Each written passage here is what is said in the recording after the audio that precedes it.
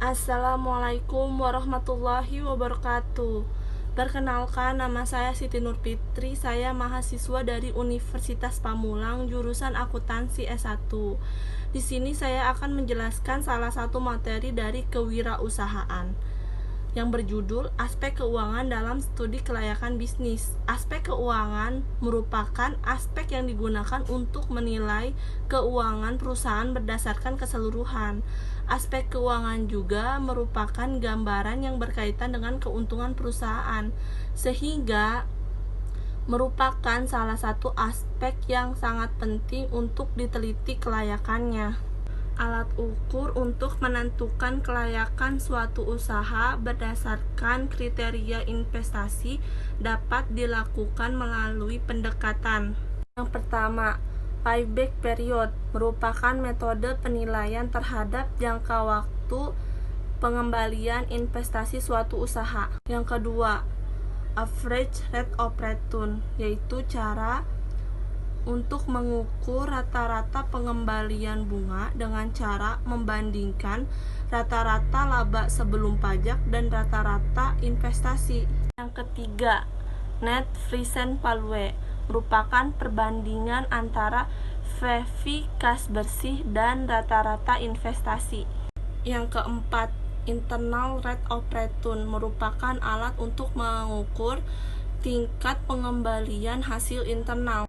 Profitability index merupakan nilai sekarang pendapatan bersih dan nilai sekarang pengeluaran investasi selama umur investasi. Terakhir, break even point. Aspek keuangan secara keseluruhan. Penilaian aspek keuangan dalam hal-hal sebagai berikut. Yang pertama, sumber-sumber dana yang diperoleh. Yang kedua, kebutuhan biaya investasi. Yang ketiga, estimasi pendapatan dan biaya investasi. Yang keempat, proyek neraca dan laporan laba rugi. Yang kelima, kriteria penilaian investasi.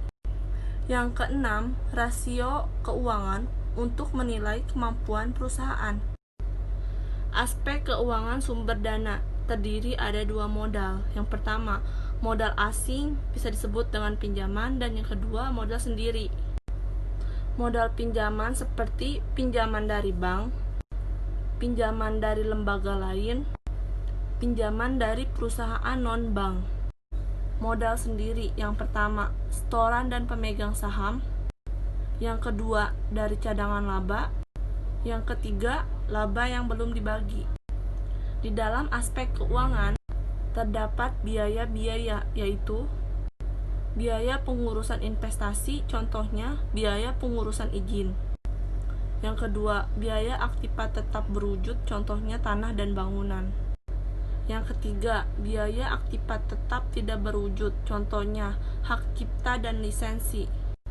Yang terakhir, biaya kebutuhan investasi, biaya operasi, contohnya upah dan gaji karyawan. Di dalam aspek keuangan terdapat arus kas yang sering disebut dengan cash flow. Arus kas adalah uang yang masuk dan keluar pada suatu perusahaan, mulai dari investasi dilakukan sampai dengan investasi tersebut berhenti.